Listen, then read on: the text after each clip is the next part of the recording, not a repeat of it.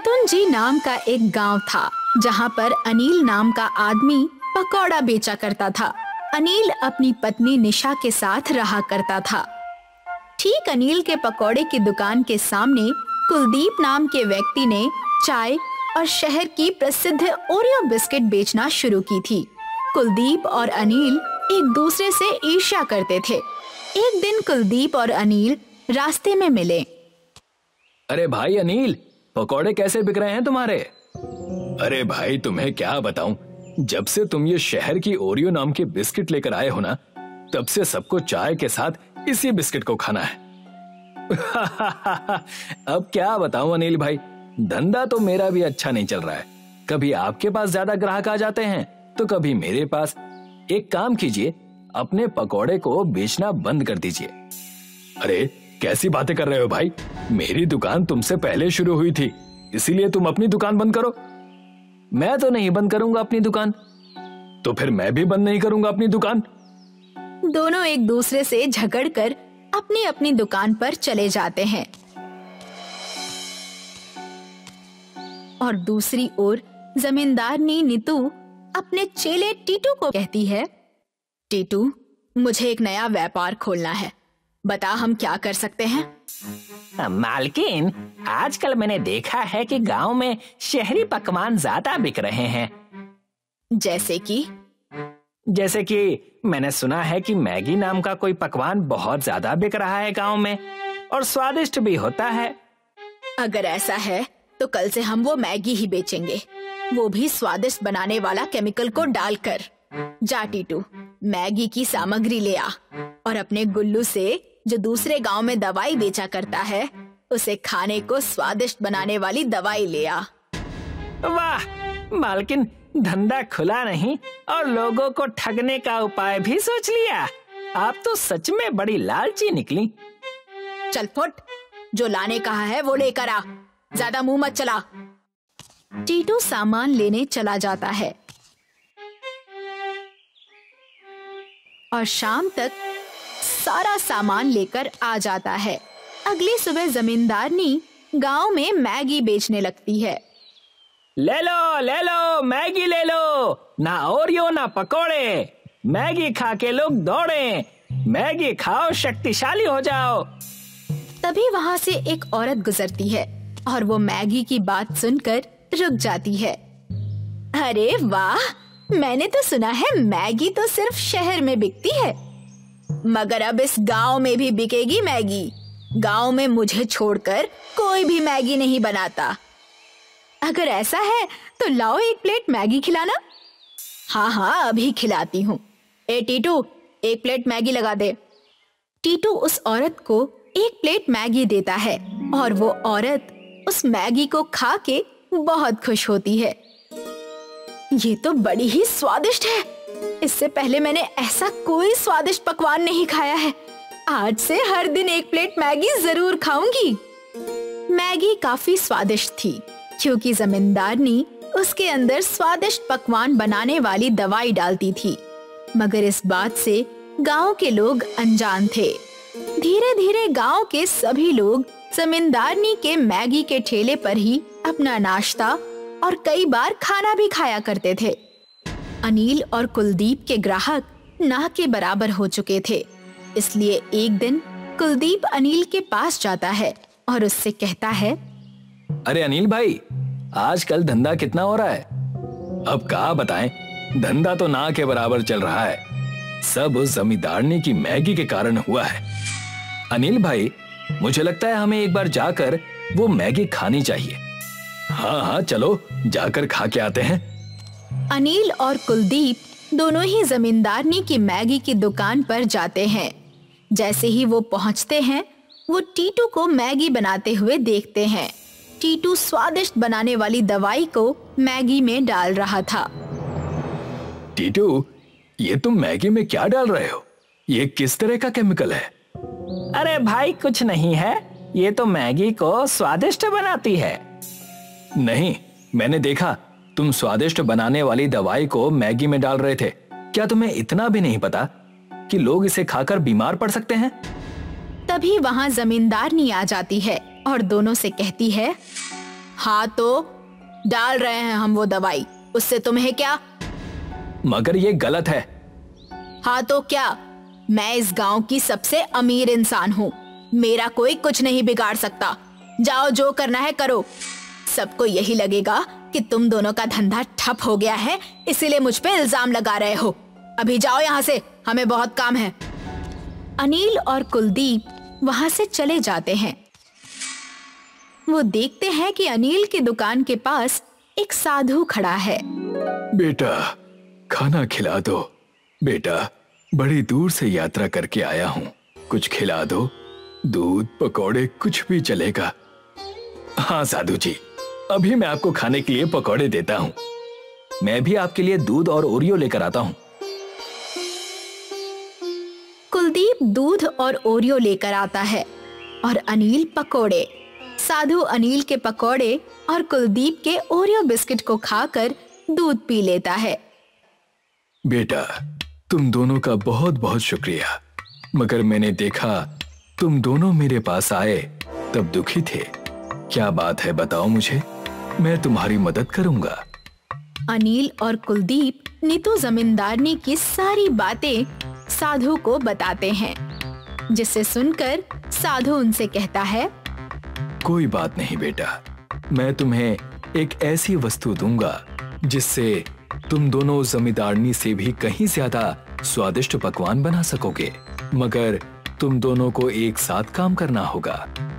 साधु अपने हाथों को आगे करता है और एक मंत्र पढ़ता है। मंत्र पढ़ते ही उनके हाथों में एक जादुई कढ़ाई आ जाती है। वो कढ़ाई वो अनिल को देते हुए उससे कहते हैं, ये कढ़ाई लो, इस कढ़ाई में पानी भी तेल का काम करेगा। इसमें तुम दोनों अपने अपने पकवान साथ मिलाकर बनाना और साथ में काम करना। बस बढ़ते रहो और अच्छे कर्म करो। जी साधु जी। साधु अपने रास्ते निकल जाते हैं। कुलदीप अनिल को ओरियो देता है और उसे कढ़ाई में डालकर तलने लगता है। अनिल उस ओरियो पकोड़े को बाहर निकालता है और दोनों ही उसे खाते हैं। वो ओरियो पकोड़ा बड़ा ही स्वादिष्ट होता है। ये तो सच में स्वादिष्ट है, इसे तो हमें अभी से बेचना शुरू कर देना चाहिए। अनिल और कुलदीप दोनों ओरियो पकोड़ा बेचना शुरू करते हैं। पकौड़े पकौड़े, ओरियो पकौड़े, इसे खाकर कोई भी पेट पकड़ के ना दौड़े, क्योंकि ये है स्वादिष्ट और सेहत के लिए अच्छे भी। तो खाओ हमारे पकौड़े। तभी वहाँ से एक व्यक्ति अपना पेट पकड़कर जा रहा था।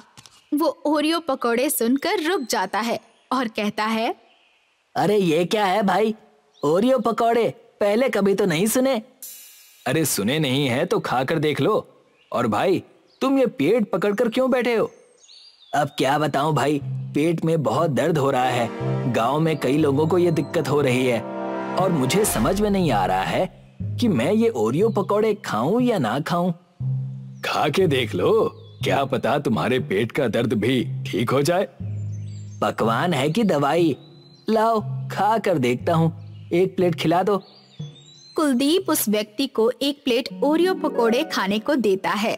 वो आदमी जैसे ही ओरियो पकोड़े खाता है, उसके पेट का दर्द खत्म हो जाता है। अरे वाह, ये तो सच में जादुई ओरियो पकोड़ा है। इसे खाते ही मेरे पेट का दर्द चला गया। लाओ भाई, एक प्लेट और खिला दो। कुलदीप उसको एक प्लेट और देता है। दूसरी ओर गांव में लोग बीमार होने लगते हैं, जिस वजह से सारे लोग अनिल और कुलदीप के ओरियो पकोड़े खाने लगते हैं। धीरे धीरे जमींदारनी के मैगी के ग्राहक ना के बराबर हो जाते हैं, जिससे गुस्सा होकर जमींदारनी टीटू से कहती है, अरे क्या हुआ, इतना अच्छा धंधा चल रहा था, अचानक ग्राहक कितने कम क्यों हो गए? मालकिन, वो हमारी मैगी खाकर लोगों को पेट में दर्द होना शुरू हो गया था और दूसरी ओर वो अनिल और कुलदीप कोई अजीब पकवान बेच रहे हैं। ओरियो पकौड़े। हाँ, ओरियो पकौड़े बेच रहे हैं, जिसे खाने के बाद सारी बीमारियां ठीक हो रही हैं। ऐसा कैसे हो सकता है? ये क्या कोई जादुई तरीके से ओरियो पकौड़े बना रहे हैं? जी मालकिन जी, कढ़ाई में वो लोग पकौड़े बना रहे हैं। वो जादुई कढ़ाई है, जिसे एक साधु आशीर्वाद के तौर पर उन्हें भेंट देकर गए थे। उस कढ़ाई में जो भी बनता है वो स्वादिष्ट ही होता है और बीमारी भी ठीक कर देता है। अच्छा, अगर ऐसा है तो वो कढ़ाई मेरे पास होनी चाहिए। जैसे ही रात होगी हम दोनों जाकर उस कढ़ाई को चुरा लेंगे। टीटू पहले छल किया करती थी और अब चोरी भी करने लग गई। चुप कर, जैसा कहती हूँ वैसा कर। जैसे ही रात होती है, रात के अंधेरे में जमींदारनी और टीटू दोनों ही अनिल और कुलदीप के ओरियो पकौड़े की दुकान पर आते हैं। वो दुकान खोलकर उसमें से वो कढ़ाई ढूंढने लगते हैं। कढ़ाई मिल जाती है।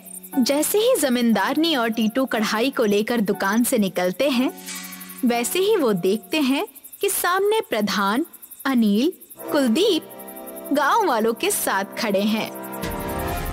जमींदारनी, तुम्हारी चोरी पकड़ी गई। प्रधान जी, आप? हाँ, मैं। जब गांव में लोग ज्यादा बीमार पड़ने लग गए थे, तब मैं तुम्हारी मैगी की जांच करने आया था। तभी मैंने तुम्हें तुम्हारे कामगार टीटू से बात करते हुए सुना। प्रधान जी, हमने खुद देखा है इन्हें वो स्वादिष्ट बनाने वाली दवाई को मैगी में डालते हुए, जिस वजह से लोग बीमार पड़ गए थे। प्रधान जी, ऐसा कुछ नहीं है। अब इस चोरी से नहीं भाग पाओगे और हमने तुम्हें कढ़ाई चुराते हुए भी पकड़ लिया है। लालच में इतनी अंधी हो गई कि गांव वालों की सेहत के साथ भी खिलवाड़ कर बैठी। क्या करोगी इतने पैसों का? क्या मृत्यु के बाद एक पीतल का सिक्का भी अपने साथ ले जा पाओगी? तो किस बात का इतना लालच? तुम्हें और तुम्हारे कामगार दोनों को इस गांव से निकाला जाता है। चले जाओ और कभी अपनी शक्ल मत दिखाना। प्रधान और गांव वाले नीतू जमींदारनी और उसके कामगार टीटू को गांव से बाहर निकाल देते हैं और अनिल और कुलदीप के ओरियो पकौड़े पूरे गांव में प्रसिद्ध हो जाते हैं। धर्मपुर नाम का एक गांव था जहां किशन अपनी पत्नी और अपने बच्चों के साथ रहा करता था। वो अपने परिवार का बहुत ख्याल रखता था। गांव हाईवे के करीब होने के कारण वहां का व्यापार बहुत अच्छा चलता था। किशन वैसे तो एक गरीब किसान था। उसका शहर जाकर दुकान खोलने का सपना था। काश मैंने अपनी माँ की बात मान ली होती तो मैं आज इस कदर परेशान नहीं होती और अपना भविष्य तुम्हारे साथ नहीं देखना पड़ता। तुम हर सुबह मुझे ताना सुनाती हो। अपने मायके क्यों नहीं चली जाती? यहाँ तुम्हें कम से कम 2 वक्त की दाल रोटी तो मिल रही है। वहाँ तुम्हें क्या मिलेगा? देखिए जी, आप भले ही मुझसे जो जी में आए कहिए, लेकिन मेरे मायके वालों के बारे में कुछ मत कहिए। अच्छा बाबा, ठीक है, पर तुम इतनी बौखलाई हुई क्यों हो? बच्चों ने कितने दिनों से बर्गर और पिज्जा नहीं खाया है। उनकी जिद है कि अब उन्हें घर का खाना नहीं खाना। तुम तो जानती हो भाग्यवान, इस बार खेती में ज्यादा बारिश के कारण हमें कितना नुकसान हुआ है। ऊपर से नील गाय कितने सारे आ गए हैं। अब हम खेती बाड़ी तो कर ही नहीं सकते। ये मैं समझ सकती हूँ, पर बच्चों को कौन समझाए?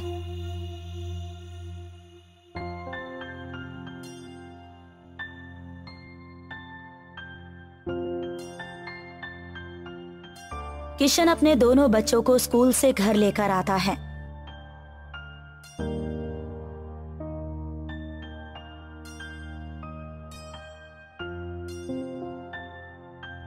बच्चे घर के अंदर आते ही सवाल पूछने लगते हैं।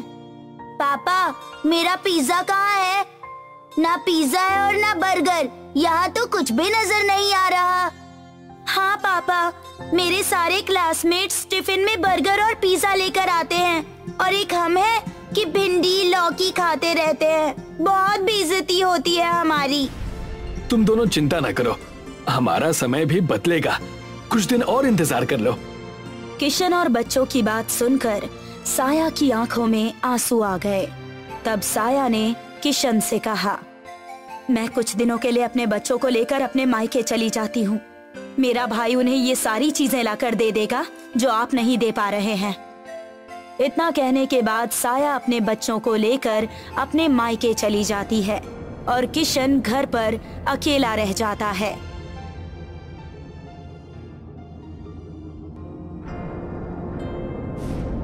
मेरी पत्नी और मेरे बच्चे मुझसे दूर हो गए। हे भगवान, अब और कैसे दिन देखूंगा मैं? मुझे ही कुछ करना होगा। किशन को रोता देख वहाँ पर गांव के बहुत बड़े जमींदार रामचरण सिंह आ गए और किशन से पूछने लगे। किशन, क्या बात है भाई? क्यों गंगा जमुना बहा रहे हो? ऐसी कौन सी विपदा आन पड़ी? अरे जमींदार साहब आइए, अब क्या बताऊं, खेती बारिश की वजह से खराब हो गई। पत्नी बच्चों को लेकर अपने मायके चली गई। मेरे पास परिवार कहने के लिए अब कुछ बचा ही नहीं है। ना परिवार साथ है, ना किस्मत। जैसा कि मैं तुम्हें देख पा रहा हूँ, बात पैसे की समझ आ रही है कि आर्थिक स्थिति तुम्हारी संकट में है। बिल्कुल सही कहा आपने। मुझे शहर जाकर कोई व्यापार करना है, पर मेरे पास 1 रुपया भी नहीं है। एक काम करो, तुम मुझसे कुछ पैसे ले लो। मैं तुम्हें पूरे 2000 रुपए देता हूँ। उन पैसों से शहर चले जाओ। जब तुम्हारे पास हो जाए तब तुम मुझे मेरे पैसे लौटा देना। और क्या? बड़ी मेहरबानी होगी साहब, इतना मेरे लिए किसी ने भी नहीं किया। मैं बिल्कुल तैयार हूँ। मैं आपके पैसे ब्याज सहित लौटा दूंगा। किशन जमींदार से पैसे ले लेता है और शहर चला जाता है और शहर में दर बदर भटकने के बाद उसे एक आटा चक्की में नौकरी मिल जाती है। किशन, तुम्हें मैं महीने के 8000 रुपए दूंगा। तुम्हें मन लगाकर आटा चक्की की दुकान में काम करना है। मुझे तुम्हारी कोई भी शिकायत नहीं सुननी। जैसा आप कहें, मैं बिल्कुल ऐसा ही करूंगा। मैं आपको शिकायत का कोई मौका नहीं दूंगा। किशन कुछ दिन उस आटा चक्की में काम करता है। एक दिन हिसाब के हेर फेर की वजह से उसका उस आटा चक्की के मालिक के साथ झगड़ा हो जाता है। मैंने तुम्हें कितना ईमानदार समझा था, पर तुम तो चोर निकले। मुझे तुमसे ये उम्मीद नहीं थी। निकल जाओ मेरी दुकान से और इस बाजार में कभी नजर मत आना। तुम्हें यहाँ अब कोई भी काम नहीं देने वाला। मैंने आपके यहाँ पर कोई भी चोरी नहीं की। आप मुझ पर ऐसा झूठा इल्जाम मत लगाइए। और हाँ, मुझे भी आपके पास कोई काम नहीं करना। मेरी 2 महीने की तनख्वाह मुझे दे दीजिए बस। किशन अपने मालिक से पैसे लेकर सामने वाले पिज्जा की दुकान पर बैठ जाता है और देखता है। आओ आओ, गर्मा गर्म पिज्जा खाओ। यार, मैं अकेले कितना काम करूं? मुझे कुछ समझ में नहीं आ रहा। कोई एक बंदा मिल जाए तो मैं उसके ऊपर अपनी जिम्मेदारी सौंप दूं।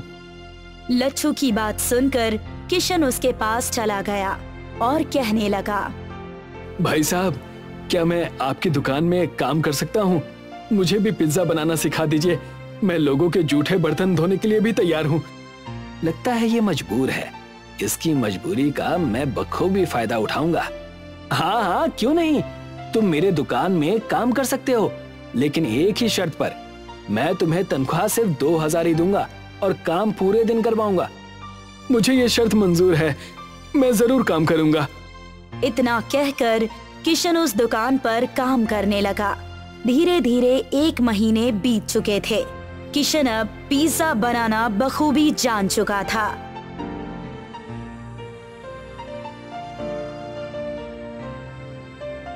थोड़े से पैसे जमा करके किशन अपनी पत्नी और अपने बच्चों से मिलने अपने ससुराल पहुंचता है, जहां वो देखता है कि उसके बच्चे जूते सिलने और उन्हें पॉलिश करने का काम कर रहे हैं और उसकी पत्नी साया लोगों के घरों में काम कर रही है। आओ साहब, जूते पॉलिश करवा लो, सिर्फ 10 रुपए में। ज्यादा नहीं, सिर्फ 10 रुपए में।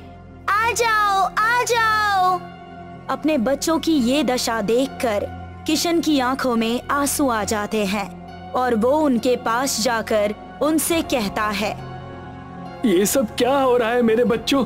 तुम्हारी ये दशा कैसे हो गई? और तारा की मम्मी कहाँ है? अपने पिता किशन को देखकर दोनों बच्चे उसके गले लग जाते हैं और उसके पास रोने लगते हैं। किशन को देखकर साया भी बड़ी खुश हुई और किशन से कहने लगी, मुझे माफ कर दीजिएगा जी। मेरी छोटी सी गलती की वजह से बहुत बड़ा बखेड़ा खड़ा हो गया। मैं यहाँ पर अपने भाई और उसकी पत्नी की बहुत ताने सुनती हूँ। बस अब बहुत हुआ, चलिए अब अपने घर चलिए। नहीं नहीं, मैं कहीं नहीं जाने वाला। मुझे तुम्हारे भाई से मिलना है। आखिर कैसे वो मेरे बच्चों से जूते पॉलिश करवा सकता है? किशन साया के बड़े भाई यानी अपने बड़े साले से जाकर मिलता है और उससे गुस्से में कहता है, तुम्हारी इतनी हिम्मत कि तुमने मेरे बच्चों से काम करवाया और मेरी पत्नी से भी। अब क्या करूं? मेरे पास इतने पैसे हैं नहीं कि मैं इन्हें हर रोज इनके मन का खाना खिला सकूं, और इतना ही है तो इन्हें लेकर यहाँ से चले जाओ। मैं अपनी पत्नी और बच्चों को लेकर यहाँ से जा रहा हूं।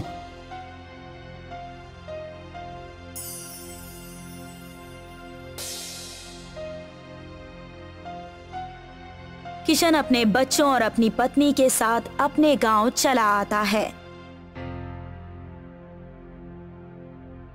और देखता है कि रामचरण ने उसके घर और खेतों पर कब्जा कर रखा है।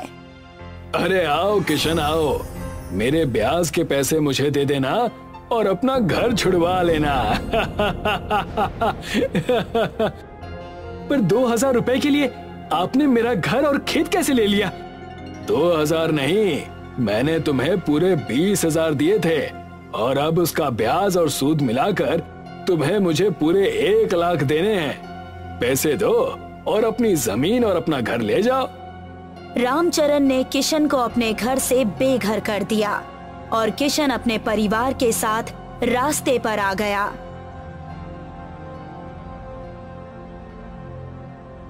और तब किशन ने अपनी पत्नी साया से कहा, तुम चिंता ना करो भाग्यवान, मेरे पास एक तरकीब है जो हमें करनी है।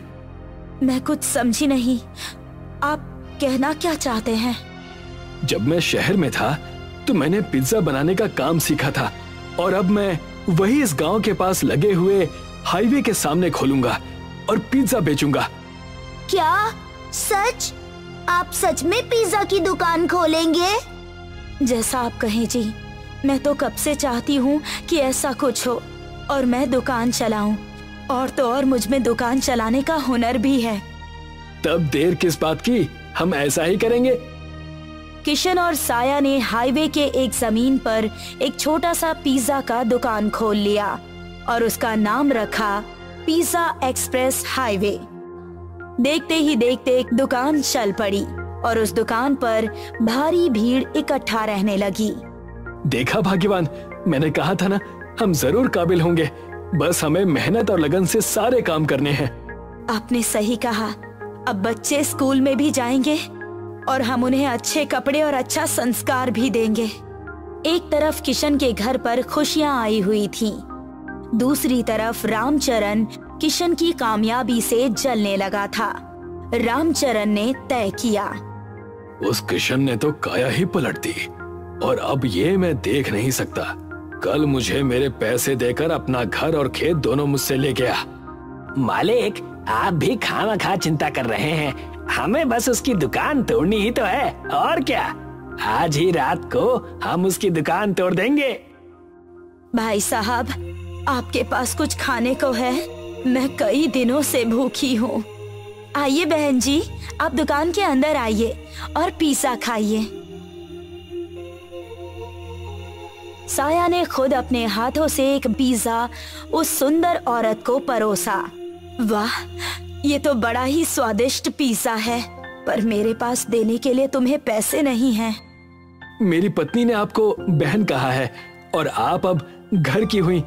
आप पैसों की चिंता ना कीजिए और पेट भर के खाइए।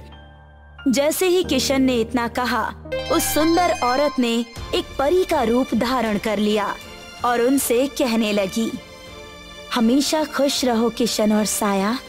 मैं एक मायावी परी हूँ। तुम्हारी नेकी और तुम्हारी ईमानदारी ने मेरा मन मोहित कर लिया। अब से तुम जो भी पिज्जा बनाओगे वो विशाल पिज्जा बन जाएगा और एक पिज्जा खाते ही सभी का पेट भर जाएगा। तुम्हारे दुकान को अब कोई हानि नहीं पहुंचा सकता। हमेशा खुश रहो। इतना कहकर वो परी वहां से गायब हो गई और किशन और साया उस परी के आशीर्वाद से बहुत ज्यादा खुश हो गए।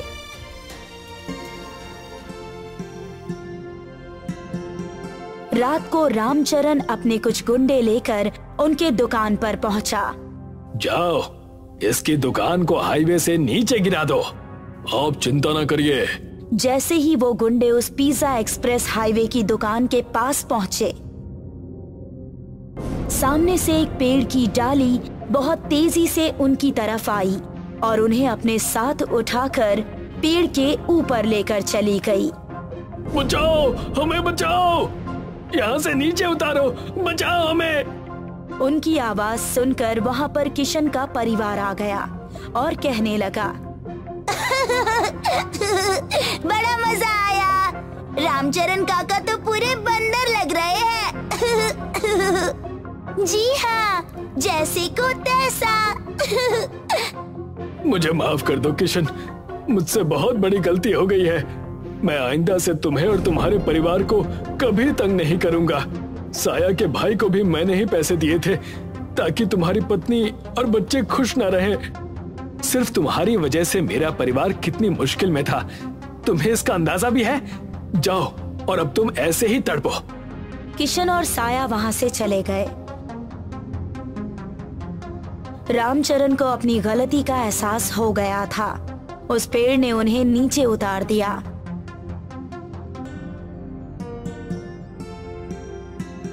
तब से किशन अपना पिज्जा एक्सप्रेस हाईवे बहुत अच्छे से चलाने लगा और खुशहाल जिंदगी जीने लगा।